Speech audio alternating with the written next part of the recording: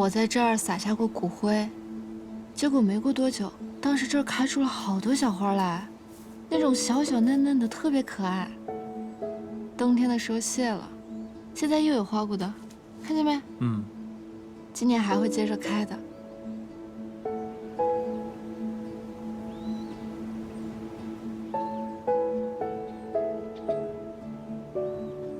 我小的时候，大姨跟我说，每一棵树下都有一个灵魂。那个时候，我就觉得她在鬼扯。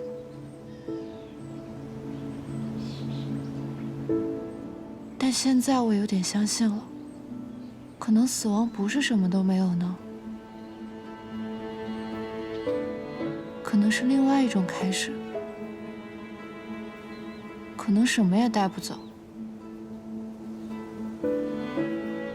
但可能总会留下点什么，